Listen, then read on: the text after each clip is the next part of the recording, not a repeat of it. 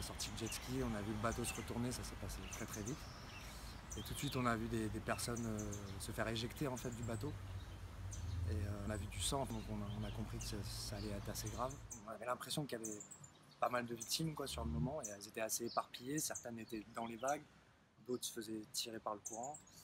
Donc on a poussé le jet ski, on a fait une tentative pour se rendre sur les victimes. On a dû tout de suite se mettre à l'abri dans le port parce qu'il y a une série qui est passée. Donc on a vu les victimes se prendre la série. Dès qu'on a pu, on a fait une tentative pour sortir, ça n'a pas duré très longtemps. Et tout de suite, on est arrivé sur une première victime, le jeune homme de 20 ans qui est décédé. Hein. Et il était en train de sombrer dans l'inconscience quand on est arrivé sur lui. Je suis sauté à l'eau pour lui porter secours. Et il est tombé inconscient dans mes mains et j'ai remarqué qu'il avait une grave blessure au bras. Donc on a tenté de la mettre de le poser sur la planche de secours qui est à l'arrière du jet ski. Ça s'est avéré être assez difficile parce que une personne qui est inconsciente dans une mer qui bouge beaucoup, avec un jet ski qui bouge aussi, donc c'est pas facile. Puis d'autres victimes, celles qui étaient conscientes, qui se faisaient tirer par le courant, se sont rapprochées du coup aussi du jet ski. Donc on s'est retrouvé avec plusieurs victimes autour du jet ski.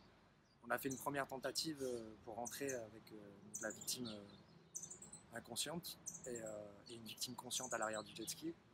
On a failli se renverser, moi j'ai failli perdre la victime, donc j'ai fait le choix de la rattraper et de lâcher le jet ski.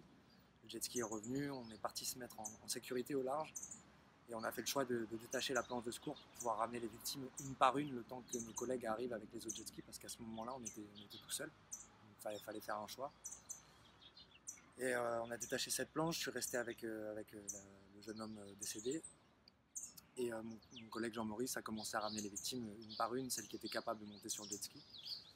Puis les autres scooters sont arrivés, donc ça nous a permis de ramener d'autres victimes et aussi celles qu'on n'avait pas accès en fait, qui étaient au bord notamment.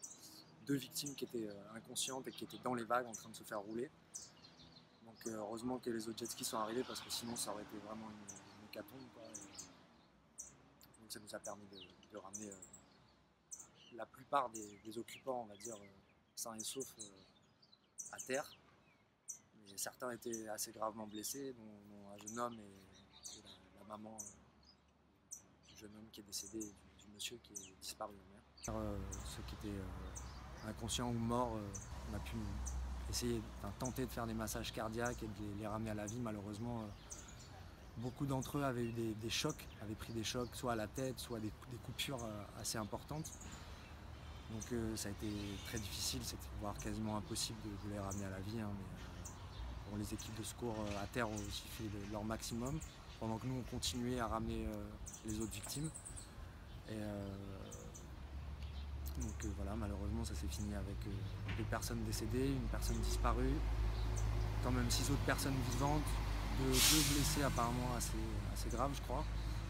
Et quand même du coup 4 personnes conscientes et en bonne santé, quoi, à part des blessures minimes je pense. Et vous étiez proche de M. Botzen? Voilà, j'étais assez proche de M. Botzen parce que je connais très très bien ses 2 fils, dont un qui est vraiment mon meilleur ami. Et moi la dernière fois que je l'avais vu en vie, c'était avant d'aller faire une sortie en pêche avec son fils. J'espère qu'il va trouver la force que son père va peut-être lui léguer, parce que c'est vrai qu'il représentait une grande force pour ses enfants, malgré sa petite taille.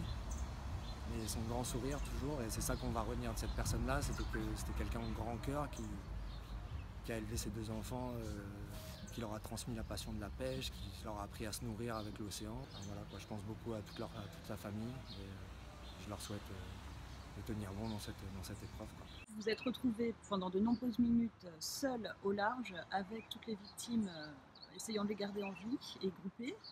Et à quoi vous pensiez à ce moment-là?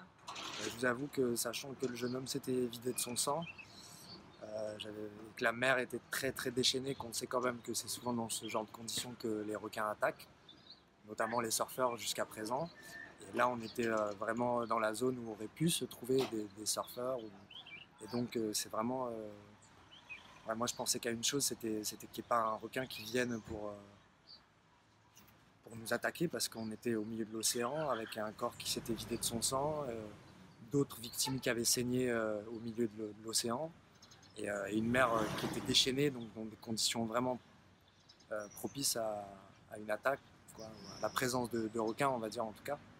Et donc c'est vrai que moi je surveillais beaucoup les abords et le dessous de la planche parce que j'avais vraiment une hantise, c'était qu'un requin se présente, quoi.